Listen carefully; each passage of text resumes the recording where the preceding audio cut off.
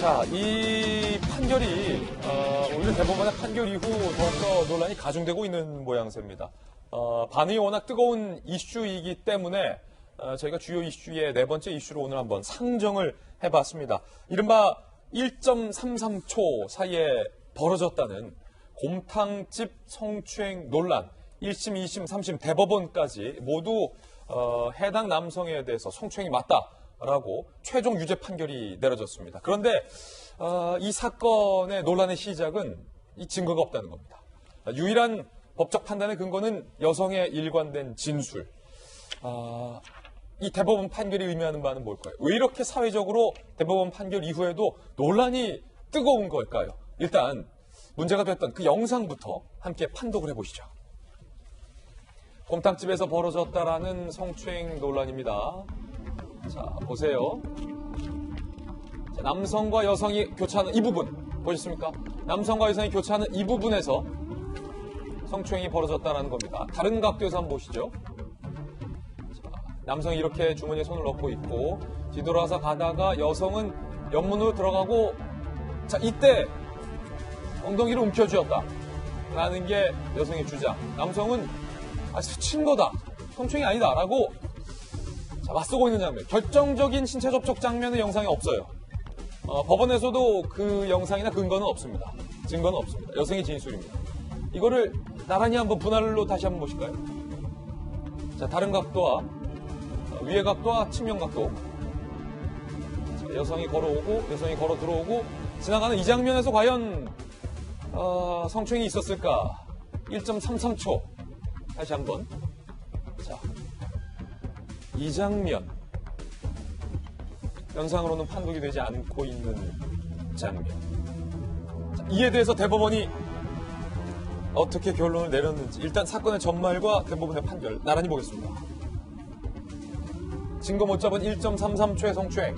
자, 2017년 11월 A씨가 대전 한 곰탕집에서 보신 것처럼 엉덩이를 옮겨줬다라는 혐의로 재판. 1심에서는 징역 6월이 나왔어요. 엄중처벌 불가피하다. 2심에서는요. 좀 과하다. 하지만 성추행은 맞다. 그런데 A씨 아내가 청와대 국민청원 게시판에 억울함을 호소하면서 이게 거의 무슨 남녀 대결 양상까지 거의 온 사회가 떠들썩해진 이슈가 됐는데 2심에서는 징역 6월에 집행유예 2년으로 형량을 반영을 합니다. 자, 논란이 정점이 됐을 때 어제 대법원이 최종 유죄 판결을 내리고 징역 6월에 집행유예 2년을 선고하면서 이 남성은 성추행 범이 확정이 되는 순간이 됐습니다. 그렇다면 증거가 없는데 법원은 어떤 걸 근거로 이런 판단을 내렸을까요? 자, 이게 지금 논란이에요. 법원이 내세운 건 피해자 여성의 진술이다라는 거죠. 여성의 진술이 구체적이다. 그리고 CCTV를 분석한 결과 영상 분석 전문가들의 자문 의견을 받았는데 그 자문 의견은 피고인의 손이 피해자의 몸에 접촉했을 가능성이 높다.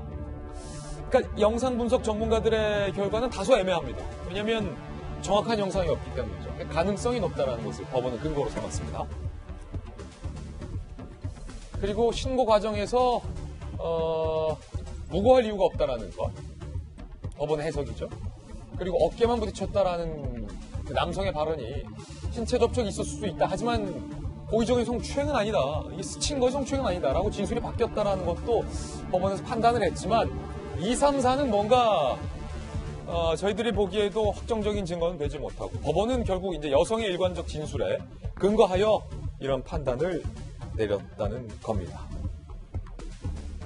자, 여기까지가 이제 어제 대법원의 판결까지 과정인데, 자, 우리 시청자 여러분은 어떻습니까? 이 법원의 근거도 받고 논란이 됐던 영상도 봤습니다.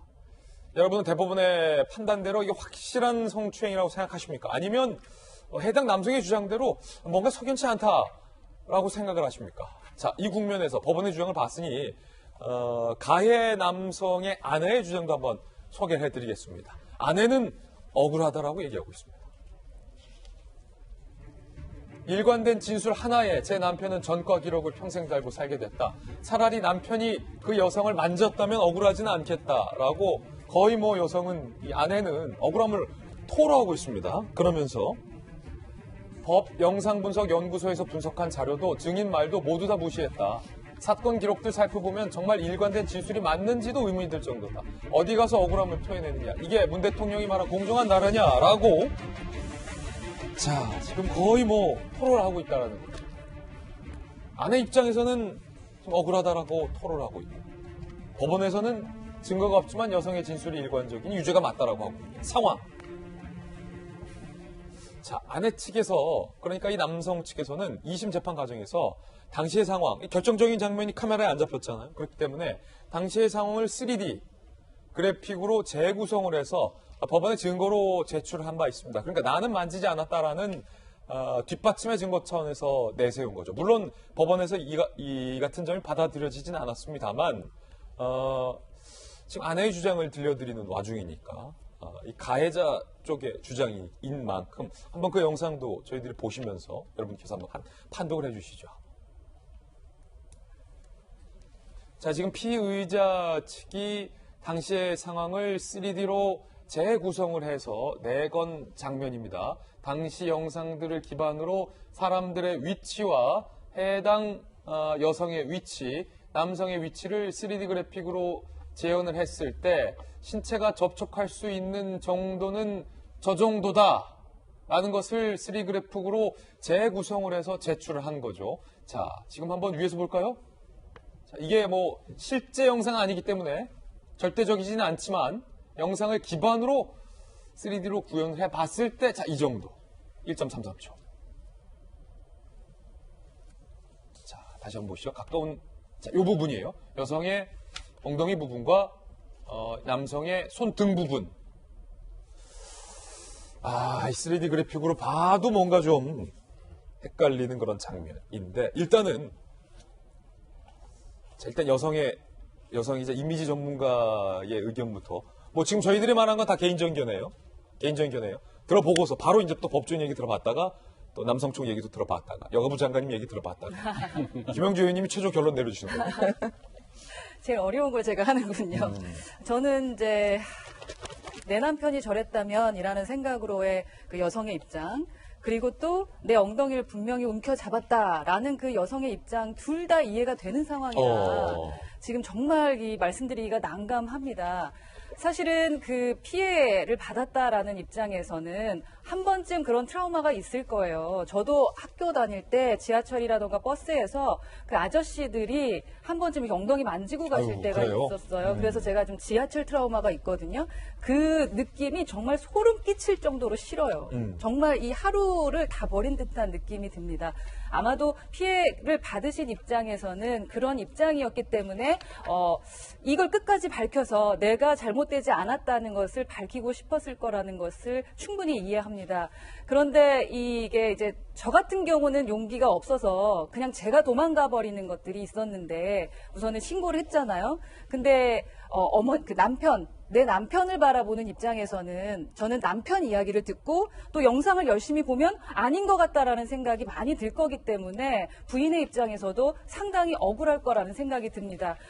정말 1.33초 때문에 내 남편이 어떠한 죄를 지어서 지금 그 죄인으로 살아가야 된다라는 것을 어떤 부인이 이해할 수가 있겠습니까? 그래서 저는 사실은 어떤 답을 드리기가 되게 애매한데 저때 조금 더 미안하다는 말을 했으면 어땠을까라는 생각까지 들고 어떠한 상황이 있었을까가 상당히 궁금하고요.